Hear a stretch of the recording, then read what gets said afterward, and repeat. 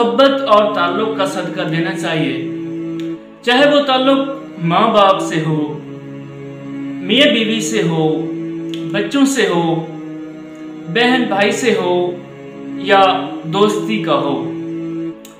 अपनी कमाई में से अल्लाह की रज़ा के लिए किसी ज़रूरतमंद की ज़रूरत पूरी कर देने को सदका कहा जाता है। सदका करते वक्त आप दिल से नियत कर लें तो आपका सदका हो जाएगा।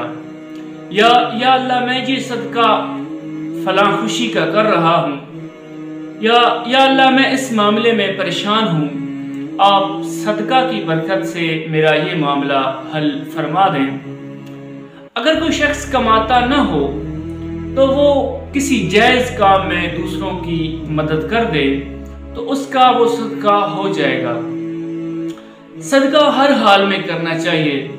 अगर आप खुश हों तब भी, परेशान हों तब भी, आपकी आंखों के पास आंसू जमा हो जाएं, चाहे वो खुशी के हों चाहे वो गम के हों, क्योंकि दोनों सूरतों में चाहे खुशी हो या गम सदका देना चाहिए, क्योंकि ये खुशियों की उम्र लंबी करता है, गम और परेशानियों को घटाकर इन्हें दूर करता है।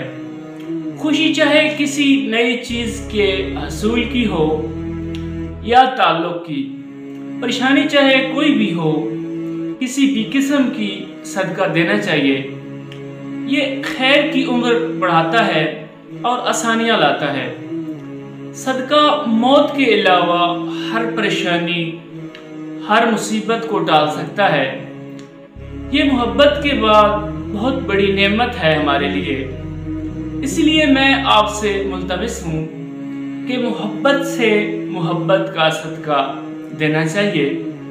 अपना और अपने लफ्ज़ों का ख्याल रखें, क्योंकि आपके दम से एक दुनिया आबाद है।